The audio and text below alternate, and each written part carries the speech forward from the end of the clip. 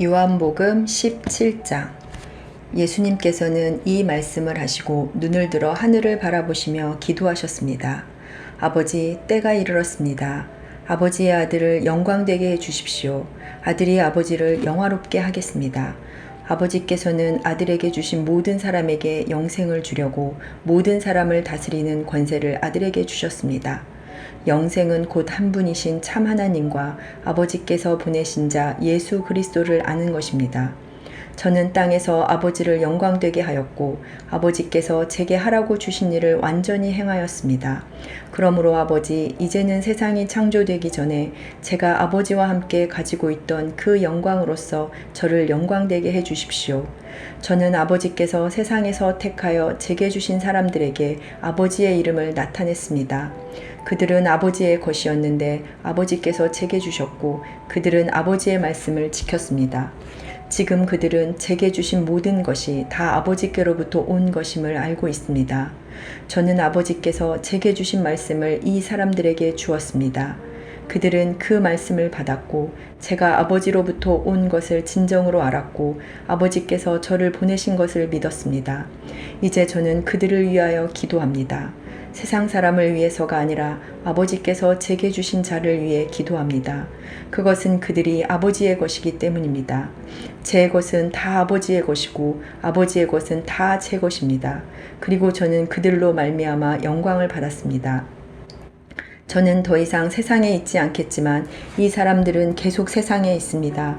그리고 저는 아버지께로 갑니다. 거룩하신 아버지, 아버지께서 제게 주신 아버지의 이름으로 저들을 지켜주셔서 우리가 하나인 것 같이 그들도 하나가 되게 하여 주십시오. 제가 그들과 함께 있는 동안 저는 아버지께서 제게 주신 아버지의 이름으로 그들을 지켰습니다. 저는 그들을 보호하였습니다. 멸망의 자식을 빼놓고는 그들 중 한 사람도 잃지 않았습니다. 멸망의 자식을 잃은 것은 성경 말씀이 이루어지게 하기 위함이었습니다. 이제 저는 아버지께로 갑니다. 제가 세상에서 이것을 말하는 것은 저의 기쁨이 그 사람들 속에 충만히 있도록 하려는 것입니다. 제가 아버지의 말씀을 그들에게 주었습니다. 제가 세상에 속하지 않은 것처럼 그들도 세상에 속하지 않았으므로 세상은 그들을 미워하였습니다. 제가 구하는 것은 아버지께서 그들을 세상에서 데려가 달라는 것이 아니라 악으로부터 지켜주시라는 것입니다. 제가 세상에 속하지 않은 것처럼 그들도 세상에 속하지 않았습니다. 그들을 진리로 거룩하게 해주십시오. 아버지의 말씀은 진리입니다. 아버지께서 저를 세상에 보내신 것 같이 저도 그들을 세상에 보냈습니다. 그들을 위해 내 자신을 거룩하게 하는 것은 그들도 진리 안에서 거룩해지도록 하기 위해서입니다. 저는 이 사람들을 위해서만 기도하는 것이 아니라 이 사람들이 전하는 말을 듣고 저를 믿는 사람들을 위해서도 기도합니다. 아버지, 아버지께서 제 안에 계시고 제가 아버지 안에 있는 것 같이 믿는 사람들이 다 하나가 되게 하여 주시고 그들도 우리 안에 있게 하셔서 아버지께서 저를 보내셨다는 것을 세상이 믿게 하여 주십시오.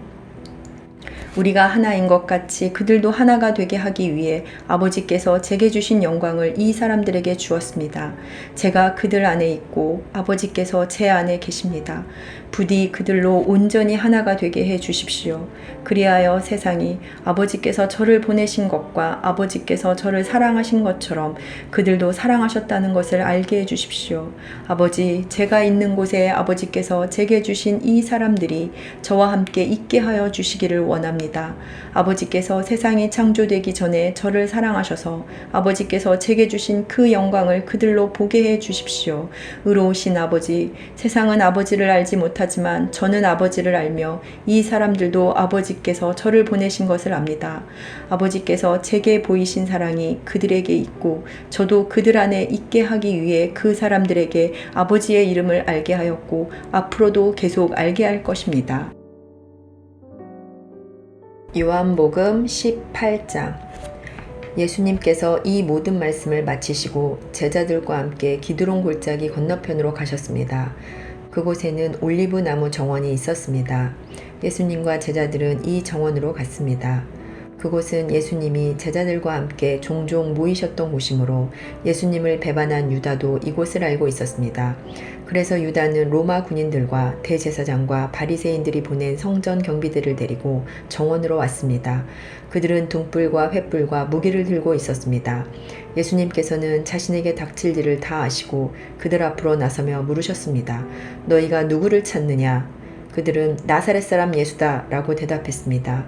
예수님께서 그 사람들에게 내가 그 사람이다 라고 말씀하셨습니다. 예수님을 배반한 유다도 그들과 함께 거기에 서 있었습니다. 예수님께서 내가 그 사람이다 라고 말씀하셨을 때 사람들은 뒤로 물러나 땅에 엎드러졌습니다. 그러자 예수님께서 다시 물으셨습니다. 너희가 누구를 찾느냐? 그들이 나사렛 사람 예수다 라고 대답했습니다. 예수님께서 말씀하셨습니다. 내가 그 사람이라고 너희에게 말하였으니 너희가 찾는 사람이 바로 나라면 이 사람들은 가게 하여라. 이렇게 말씀하신 것은 예수님께서 이전에 아버지께서 제게 주신 자 중에 한 사람도 잃지 않았습니다. 라고 말씀하신 것을 이루게 하시려는 것입니다. 그때 시몬 베드로는 칼을 차고 있었습니다. 베드로가 칼을 빼어 대제사장의 종을 쳐서 오른쪽 귀를 베어버렸습니다. 그 종의 이름은 말고였습니다. 예수님께서 베드로에게 말씀하셨습니다. 칼을 집에 꽂아라. 아버지께서 내게 주신 잔을 마시지 말란 말이냐? 그 순간 군인들과 천부장과 유대 성전 경비대가 예수님을 체포했습니다. 그들은 예수님을 결박하여 먼저 안나스에게로 끌고 갔습니다. 안나스는 그 해의 대제사장인 가야바의 장인이었습니다. 가야바는 며칠 전에 유대인들에게 한 사람이 백성을 위하여 죽는 것이 더 낫다고 말한 사람이었습니다. 시몬 베드로가 다른 제자 한 사람과 함께 예수님을 따라갔습니다. 이 다른 제자는 제사장과 친분이 있는 사람이었기에 그는 예수님과 함께 대제사장의 집 뜰 안으로 들어갔습니다. 그러나 베드로는 문 밖에서 기다려야만 했습니다. 대제사장과 아는 사이인 그 제자가 문 밖으로 나왔습니다. 그가 문 지키는 여자에게 말하여 베드로를 안으로 데리고 들어갔습니다. 문 지키는 여자가 베드로에게 당신은 이 사람의 제자 중 한 사람이 분명 아니지요? 하고 물었습니다. 베드로는 난 아니에요 라고 대답했습니다. 날이 추워서 종들과 성전 경비대가 불을 피워놓고 주위에 둘러서서 불을 쬐고 있었습니다. 베드로도 그들과 함께 서서 불을 쬐고 있었습니다. 대제사장이 예수님께 예수님이 가르친 말씀과 제자들에 관해 물었습니다. 예수님께서 대답하셨습니다. 나는 세상에 분명히 말하였다. 언제든지 유대인들이 모이는 회당과 성전 뜰에서 가르쳤고 은밀하게 말한 것이 하나도 없었다. 그런데 어째서 내게 묻느냐? 내 말을 들은 사람들에게 내가 그들에게 무엇을 말했는지 직접 물어보아라. 그 사람들은 내가 무엇을 말했는지 알고 있다. 예수님이 이렇게 말씀하실 때 곁에 있던 성전 경비대원 중 한 사람이 예수님의 얼굴을 주먹으로 치면서 말했습니다. 대제사장께 이런 식으로밖에 대답하지 못하겠소? 예수님께서 그에게 내가 잘못 말하였다면 그 잘못이 무엇인지 말하여라. 그러나 내가 사실을 말했다면 내가 어째서 나를 치느냐? 하고 말씀하셨습니다. 그러자 안나스는 예수님을 결박한 채 대제사장 가야바에게 보냈습니다. 시몬 베드로가 불을 쬐고 있었습니다.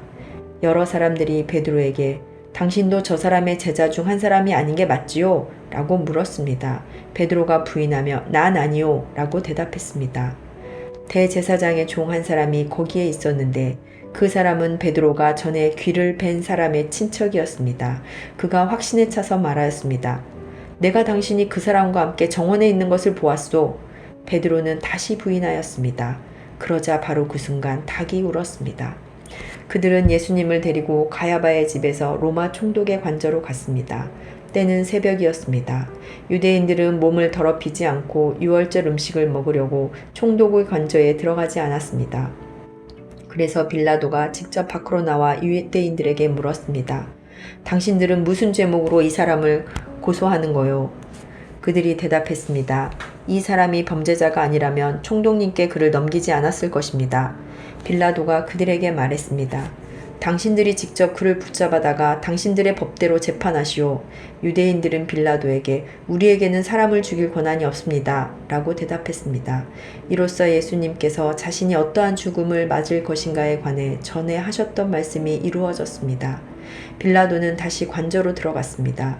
그리고 그 안으로 예수님을 불러들여 예수님께 물었습니다. 당신이 유대의 왕이요? 예수님께서 대답하셨습니다. 이것은 내 스스로 하는 말이냐? 아니면 사람들이 나에 관하여 내게 한 말이냐? 빌라도가 대답했습니다.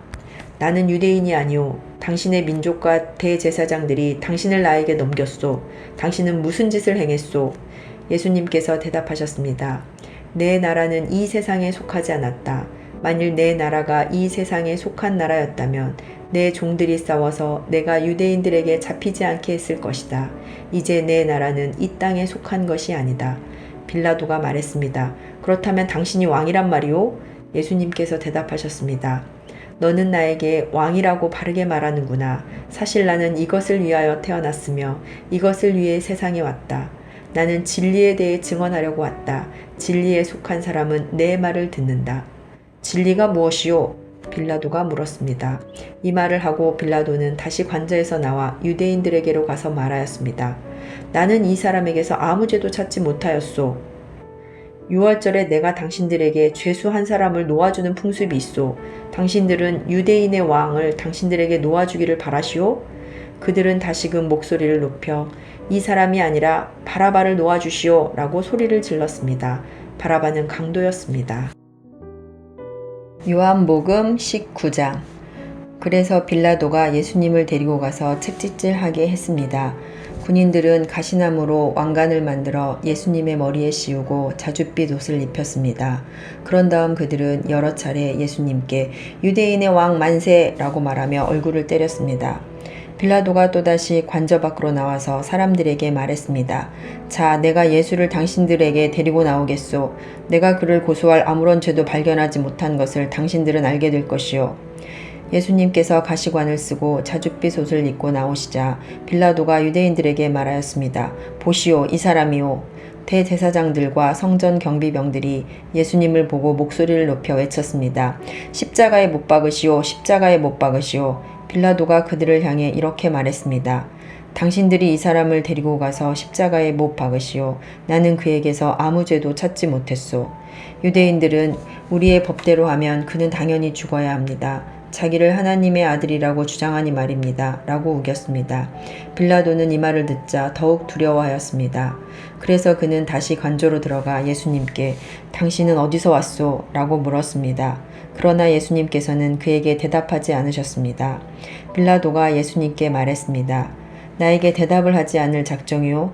나에게는 당신을 놓아줄 권한도 있고 십자가에 못 박을 권한도 있다는 것을 알지 못하오? 예수님께서 대답하셨습니다. 그 권세가 위에서 주어진 것이 아니라면 내게는 나를 해할 어떤 권한도 없다. 그러므로 나를 너에게 넘겨준 그 사람의 죄는 더 크다. 그때부터 빌라도는 예수님을 놓아주려고 애를 썼습니다. 그러나 유대인들은 소리를 지르며 만일 당신이 이 사람을 풀어주면 당신은 가이사의 지지자가 아닙니다. 자신을 왕이라고 하는 사람은 가이사를 반역하는 자입니다. 라고 외쳤습니다. 빌라도는 이 말을 듣자 예수님을 데리고 나와 돌로 포장된 바닥에 마련된 재판석에 앉았습니다. 때는 유월절 주간의 예비일이었고 낮 12시쯤이었습니다. 빌라도가 유대인들에게 말했습니다. 보시오, 당신들의 왕이오. 그 사람들은 소리를 질렀습니다. 없애버려라, 없애버려라. 그를 십자가에 못 박아라. 빌라도가 그들에게 물었습니다. 당신들의 왕을 나더러 십자가에 못 박으란 말이오? 대제사장들이 대답하였습니다. 우리에게 가이사 외에는 왕이 없소. 그래서 빌라도는 예수님을 십자가에 못 박도록 그들에게 넘겨주었습니다. 군인들이 예수님을 데리고 갔습니다. 예수님께서 자신이 매달릴 십자가를 직접 지고 해고레터라는 곳으로 가셨습니다. 그곳에서 사람들은 예수님을 십자가에 못 박았습니다. 또한 예수님과 함께 다른 두 사람도 예수님을 가운데 두고 양편에 한 사람씩 십자가에 못 박혔습니다. 빌라도는 명패를 써서 십자가 위에 붙였습니다. 거기에는 유대인의 왕 나사렛 예수라고 쓰여 있었습니다. 많은 유대인들이 그 명패를 읽을 수 있었던 것은 예수님께서 죽으신 곳이 예루살렘 성에 가깝고 그 명패는 아람어, 라틴어, 그리스어로 씌어 있었기 때문입니다. 유대인의 대제사장들이 빌라도에게 유대인의 왕이라 쓰지 말고 나는 유대인의 왕이다 라고 쓰십시오 하면서 억지를 부렸습니다. 빌라도는 나는 내가 쓸 것을 썼을 뿐이다 라고 대답했습니다. 군인들은 예수님을 십자가에 못 박은 뒤에 그의 옷을 4조각으로 나누었습니다. 그리고 저마다 한 조각씩 나누어 가졌습니다. 그들은 속옷도 가져갔는데 그 옷은 위로부터 아래까지 완전히 통으로 짠 것이었습니다. 그래서 군인들은 이것은 찢지 말고 제비를 뽑아 누가 가질지 정하자 라고 말하였습니다. 이런 일이 일어난 것은 그렇게 되리라고 말한 성경 말씀을 이루기 위해서였습니다. 그들이 자기들끼리 내 옷을 나누고 내 옷을 가지려고 제비 뽑나이다. 예수님의 십자가 곁에는 예수님의 어머니와 예수님의 이모와 글로바의 아내 마리아와 막달라 마리아가 서 있었습니다. 예수님께서 그의 어머니와 그 곁에 사랑하는 제자가 서 있는 것을 보시고 어머니를 향해 말씀하셨습니다. 여자여 보십시오. 어머니의 아들입니다. 그리고 그 제자에게는 보아라 내 어머니이시다 라고 말씀하셨습니다. 그때부터 이 제자는 예수님의 어머니를 자기 집에 모셨습니다. 이후에 예수님께서는 이미 모든 것이 이루어진 줄 아시고 성경이 성취되도록 하기 위하여 내가 목마르다 라고 말씀하셨습니다. 그곳에 신 포도주가 담긴 항아리가 있었습니다. 군인들이 해면을 신 포도주에 흠뻑 적셔서 우슬초 막대기에 매달아 예수님의 입으로 가져갔습니다. 예수님께서는 신 포도주를 맛보신 다음 다 이루었다 라고 말씀하셨습니다. 이 말씀을 하신 후 고개를 아래로 떨구시고 운명하셨습니다. 이날은 예비일이었고 다음 날은 안식일이었습니다. 유대인들은 안식일에 시신을 십자가에 그대로 두고 싶지 않았습니다. 그래서 빌라도에게 시신의 다리를 부러뜨리고 그 시신을 십자가에서 내려달라고 부탁했습니다. 군인들이 가서 예수님과 함께 못 박힌 첫 번째 사람의 다리와 또 다른 사람의 다리를 부러뜨렸습니다. 그러나 군인들이 예수님께 갔을 때에 그들은 예수님께서 이미 돌아가신 것을 알고는 그분의 다리를 부러뜨리지 않고 창으로 예수님의 옆구리를 찔렀습니다. 바로 피와 물이 쏟아져 나왔습니다. 이것을 본 사람이 증언한 것이니 그의 증언은 참됩니다. 그는 자기가 진리를 말하고 있다는 것을 알았습니다. 그가 이렇게 말한 것은 여러분들도 믿게 하려는 것입니다. 이런 일이 일어난 것은 그의 뼈가 하나도 부러지지 않을 것이다 라고 쓰여진 성경 말씀을 이루기 위해서입니다. 또 다른 성경에는 그들은 자기들이 찌른 사람을 볼 것이다 라는 말씀이 있었습니다. 이 일이 일어난 후 아리마대 사람 요셉이 빌라도에게 예수님의 시신을 가져가겠다고 요청하였습니다. 요셉은 예수님의 제자였지만 유대인들이 두려워 그 사실을 감춰왔습니다. 빌라도가 허락하자 요셉이 와서 예수님의 시신을 가져갔습니다. 니고데모도 요셉과 함께 왔습니다. 니고데모는 일찍이 밤에 예수님을 찾아왔던 사람이었습니다. 그는 모략과 알로에를 섞어 만든 향신료를 약 33kg 정도 가져왔습니다. 이 두 사람은 유대인들의 장례 풍습에 따라 예수님의 시신을 가져다가 향로와 함께 고운 배로 쌌습니다. 예수님께서 십자가에 못 박히신 곳에는 동산이 있었습니다. 그 동산에는 아직까지 한 사람도 그 안에 안치한 적이 없는 새 무덤이 있었습니다. 무덤도 가까이 있고 유대인들의 예비일이기도 해서 요셉과 니고데모는 예수님의 시신을 그 무덤에 넣어두었습니다. 요한복음 20장. 안식일 다음 날 이른 아침에 막달라 마리아가 무덤으로 갔습니다. 날은 아직 어두웠습니다. 마리아는 무덤 입구를 막았던 커다란 돌이 무덤에서 옮겨진 것을 보았습니다. 그래서 마리아는 시몬 베드로와 예수님께서 사랑하시던 다른 제자에게 달려가서 말했습니다. 사람들이 주님을 무덤에서 빼갔나 봐요. 그런데 그들이 주님을 가져다 어디에 두었는지 모르겠어요. 그 말을 들은 베드로와 다른 제자는 무덤 쪽으로 향했습니다. 두 사람 모두 달려갔습니다. 다른 제자가 베드로보다 더 빨리 달려 무덤에 먼저 도착했습니다. 그 제자는 몸을 굽혀 고운 배가 거기에 놓여 있는 것을 보았지만 무덤 안으로는 들어가지 않았습니다. 뒤따라온 시몬 베드로는 무덤에 도착하자 바로 무덤 안으로 들어갔습니다. 베드로는 고운 배가 거기에 놓여 있는 것을 보았습니다. 그는 예수님의 머리를 감았던 천도 보았습니다. 그 천은 고운 배와 겹쳐 있지 않고 조금 떨어진 곳에 잘 개켜져 있었습니다. 그제서야 무덤에 먼저 왔던 다른 제자도 무덤 안으로 들어와 보고 믿었습니다. 이때까지만 해도 제자들은 예수님께서 죽음에서 살아나야 한다는 성경 말씀을 깨닫지 못했습니다. 그리고서 두 제자는 자기 집으로 돌아갔습니다. 그러나 마리아는 무덤 밖에 서서 울고 있었습니다. 마리아는 울면서 몸을 굽혀 무덤 안을 들여다보았습니다. 마리아는 흰 옷 입은 두 천사를 보았습니다. 두 천사는 예수님의 시신이 있던 곳에 앉아 있었습니다. 한 천사는 머리 쪽에, 다른 천사는 발 쪽에 있었습니다. 천사가 마리아에게 물었습니다. 여자여, 왜 울고 있소? 마리아가 대답했습니다. 사람들이 우리 주님을 어디론가 가져갔는데 주님을 어디에 두었는지를 알지 못하겠습니다. 마리아가 이 말을 하고 뒤를 돌아보자 거기 예수님께서 서 계셨습니다. 그러나 마리아는 그분이 예수님이신 줄 알지 못했습니다. 예수님께서 마리아에게 물으셨습니다. 여자여, 왜 울고 있느냐? 누구를 찾고 있느냐? 마리아는 그분이 동산 관리인인 줄로 생각하고 당신이 그분을 다른 곳으로 옮겨 놓았다면 어디로 옮겨 놓았는지 말씀해 주세요. 그러면 제가 모셔갈게요. 라고 말했습니다. 예수님께서 마리아에게 마리아야 라고 말씀하셨습니다. 마리아는 예수님께 몸을 돌려 아람어로 라보니라고 외쳤습니다. 예수님께서 마리아에게 말씀하셨습니다. 나를 계속 붙잡고 있지 마라. 내가 아직 아버지께로 올라가지 않았다. 다만 너는 나의 형제들에게 가서 이렇게 말하여라. 나는 내 아버지 곧 너희 아버지 내 하나님 곧 너희 하나님께로 돌아갈 것이다. 막달라 마리아가 제자들에게 가서 내가 주님을 보았어요 라고 말했습니다. 그리고 예수님께서 자기에게 하신 말씀을 전하였습니다. 같은 날 저녁에 제자들이 함께 모여 있었습니다. 제자들은 유대인들이 두려워 문을 꼭 잠갔습니다. 그곳에 예수님께서 오셔서 그들 가운데 서서 말씀하셨습니다.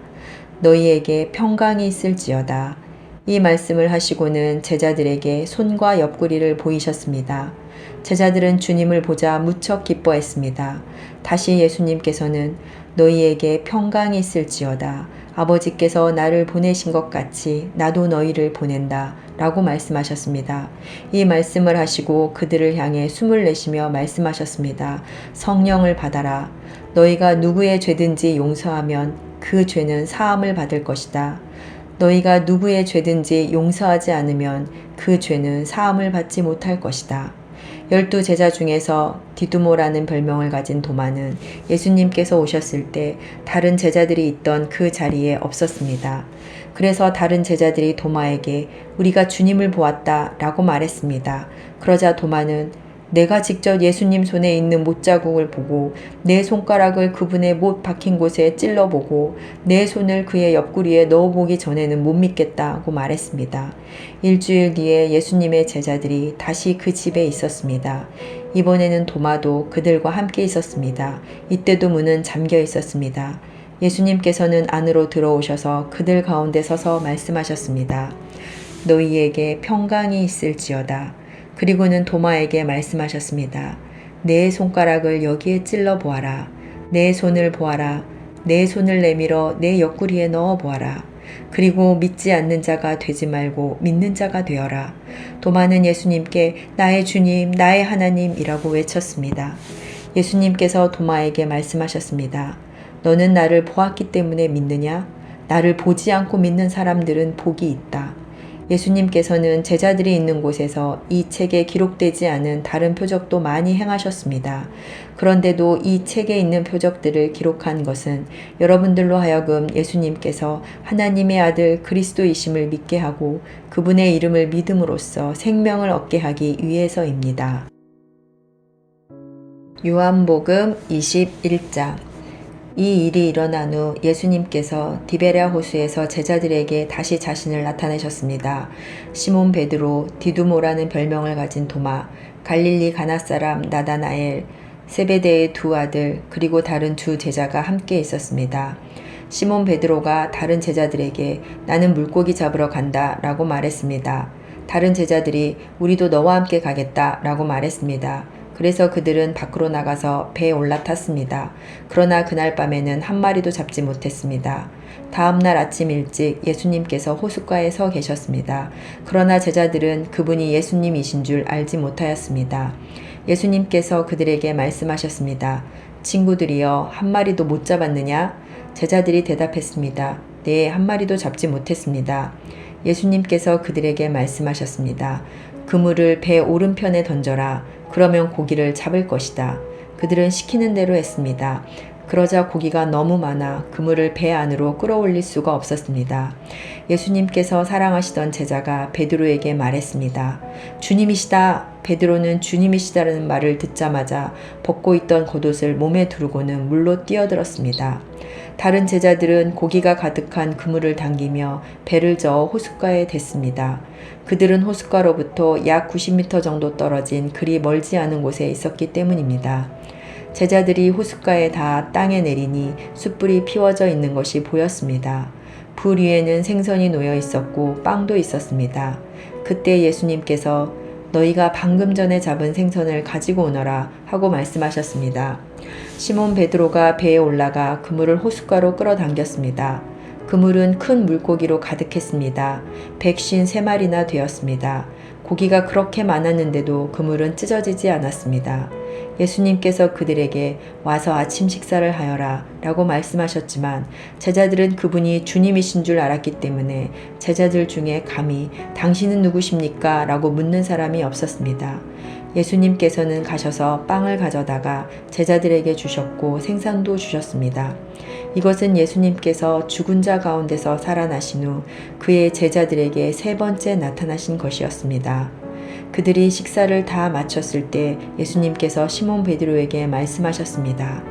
요한의 아들 시몬아, 내가 이 모든 사람들보다 나를 더 사랑하느냐? 베드로가 대답했습니다. 예, 주님, 제가 주님을 사랑한다는 것을 주님께서 아십니다. 예수님께서 말씀하셨습니다. 내 양을 먹여라. 다시 예수님께서 베드로에게 말씀하셨습니다. 요한의 아들 시몬아, 내가 나를 사랑하느냐? 베드로가 대답했습니다. 예, 주님, 제가 주님을 사랑하는 줄을 주님께서 아십니다. 예수님께서 말씀하셨습니다. 내 양을 돌보아라. 세 번째로 예수님께서 베드로에게 말씀하셨습니다. 요한의 아들 시몬아, 내가 나를 사랑하느냐?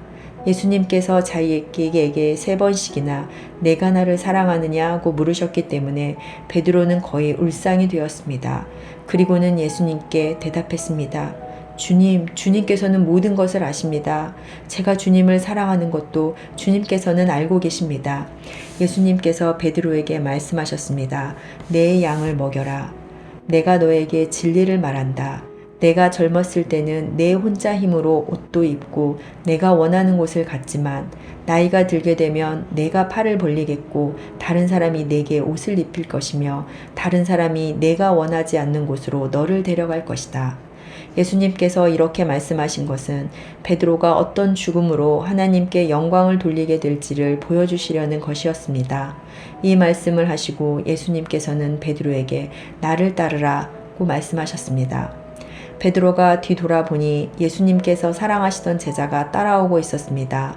이 사람은 만찬에서 예수님께 몸을 기댄 채 주님을 배반할 사람이 누구입니까? 라고 묻던 제자였습니다.